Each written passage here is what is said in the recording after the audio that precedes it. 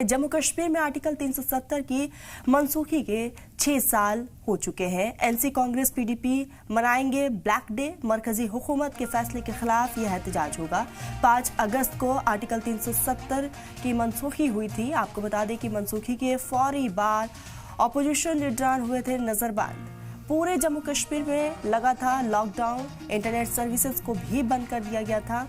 5 अगस्त 2019 को आर्टिकल 370 हटाया गया था और उस वक्त के हालात आज भी जहन में ताज़ा हैं।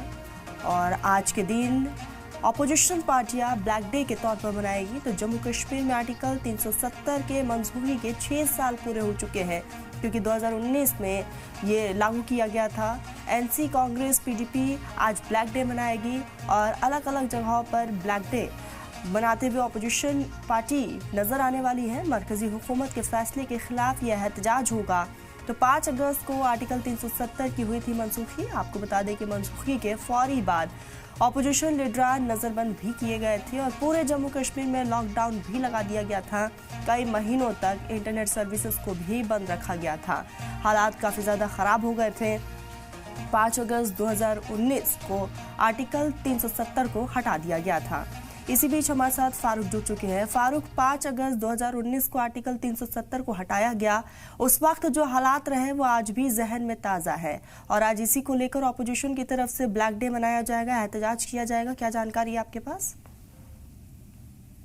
कांग्रेस ने ब्लैक दिवस के तौर पर इसको मनाने का फैसला किया है। कांग्रेस के जो अध्यक्ष हैं तारिक हमीद कर्रा अपने कार्यकर्ता और दूसरे नेताओं के साथ इसको लेकर आज कांग्रेस कार्यालय से बाहर निकलेंगे और प्रदर्शन करेंगे, क्योंकि उनका कहना है ये जो फैसला है ये हमारे जज्बातों के खिलाफ लिया गया है और हम इसके खिलाफ विरोध प्रदर्शन करते रहेंगे। और उन्होंने साफ तौर पर कहा कि जम्मू कश्मीर में 370 को हटाने के बाद जम्मू कश्मीर के लोगों को एक बड़ा हक से महरूम रखा गया। तो ऐसे में अब पीडीपी ने भी आज जिस तरीके से कहा है कि 9 बजे से आज शाम को वो लोगों को आह्वान किया है कि वो ब्लैक आउट करे और पूरी तरीके से बिजली गुल करे और इस फैसले के खिलाफ अपना विरोध प्रदर्शन करे। और पीडीपी की जो अध्यक्ष है महबूबा मुफ्ती ने भी कहा कि ये दिन हमारे लिए काला दिवस है और हम इसको हमेशा काला दिवस के तौर पर ही देखेंगे, क्योंकि ये जो फैसला है ये उनके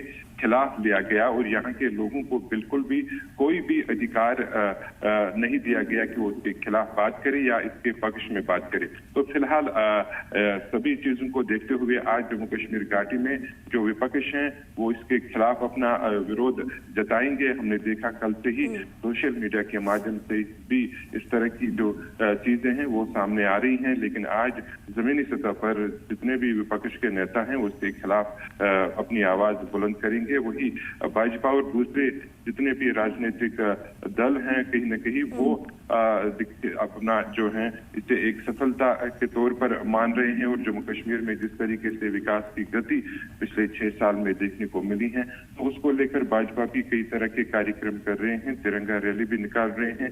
और उनका कहना है कि जम्मू कश्मीर में 370 हटने के बाद जम्मू कश्मीर में काफी ज्यादा विकास हुआ है। यहाँ हर शोबे में फारूक, क्योंकि पूरे 6 साल हो गए 2019 से लेकर अब तक, आपने जमीनी स्तर पर कितने बदलाव देखे? तस्वीर और तकदीर कितनी बदली है जम्मू कश्मीर की?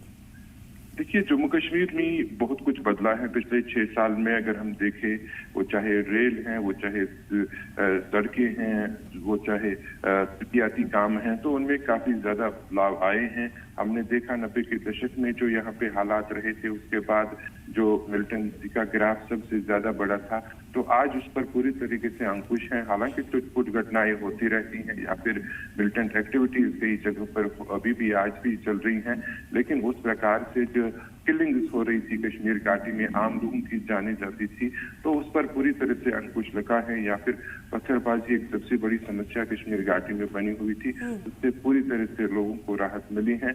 इस तरह से बहुत सारी चीजें बदली हैं कश्मीर घाटी में।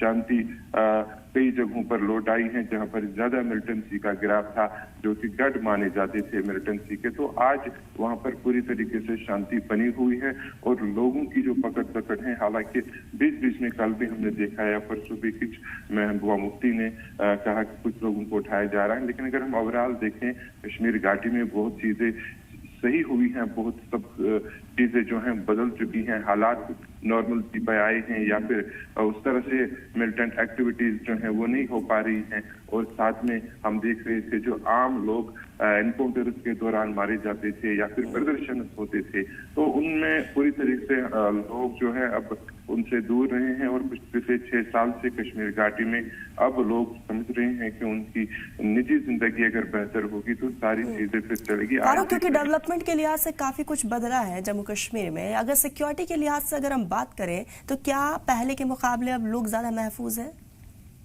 जी बिल्कुल। अगर हम देखें पिछले 6 साल से जम्मू कश्मीर में जो सुरक्षा है वो काफी बढ़ा दी गई है, और साथ में लोग जो असुरक्षित अपने आप को महसूस समझते थे, और जो मैंने कहा कि क्रॉस फायरिंग के दौरान लोगों की जाने जाती थी, या फिर जो लोग कहीं ना कहीं काफी परेशान थे तो उससे स्ट्राइक्स होती थी, हड़ताल होते थे, यहाँ पे कैलेंडर्स निकलते थे।